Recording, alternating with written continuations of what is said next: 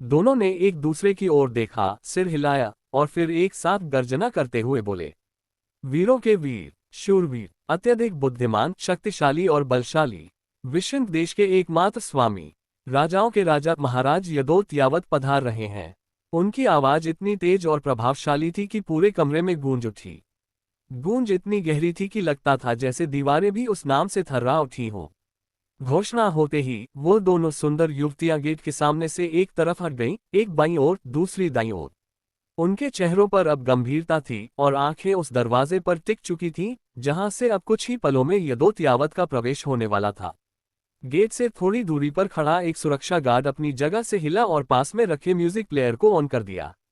अगले ही पल कमरे में ढोल नगाड़ों की गूंज फैल गई। आवाज इतनी गहरी और गूंजदार थी कि हर कोना कंपन करने लगा। जैसे ही यह राजसी ध्वनि पूरे कमरे में भर गई, यदोत यावत की एंट्री होती है। दरवाजा धीरे धीरे खुलता है और उसमें से प्रकट होता है एक विशाल, रौबदार और शक्तिशाली व्यक्तित्व। हाइट 7 फीट 1 इंच, शरीर बलशाली और गठीला, चेहरा सुंदर पर उसकी आंखों में छल और क्रूरता की झलक। उसने जो वस्त्र पहने थे वे इतने भव्य और चमकदार थे कि पल भर को देखने वाला भ्रमित हो जाता, ये कोई राजा है या कोई देवता। लेकिन वह एक ऐसा देवता था जिसका मन काले धुएं से भरा था। उसके दाहिने हाथ में एक सुनहरी तलवार थी जिससे नीली नीली बिजली की चमक निकल रही थी।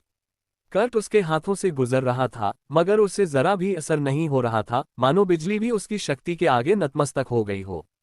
उसके पीछे पीछे उसके 2 बॉडीगार्ड्स चल रहे थे। दोनों के हाथों में हाईटेक, भविष्य की दुनिया जैसी दिखने वाली गन्स थीं। साइड में खड़ी वह दोनों सुंदर युवतियां, जो अब तक थालियों में फूल लिए खड़ी थीं, यदोत को देखकर सजग हो गईं।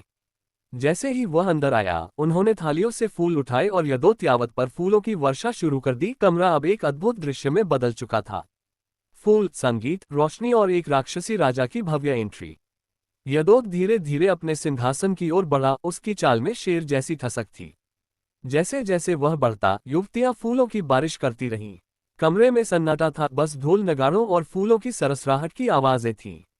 अंततः जब यदोत अपने सिंहासन तक पहुंचा, दोनों युवतियां झुककर उसे प्रणाम करती हैं और वहां से चुपचाप चली जाती हैं। बॉडीगार्ड्स अब सिंहासन के पीछे जाकर खड़े हो चुके थे, अलर्ट, तैयार और उसकी हर आज्ञा का पालन करने के लिए तत्पर। यदोत अब एक शाही अंदाज में सिंहासन पर बैठा। उसकी तलवार अब भी उसकी गोद में थी, चमक रही थी, जैसे हर किसी को चेतावनी दे रही हो।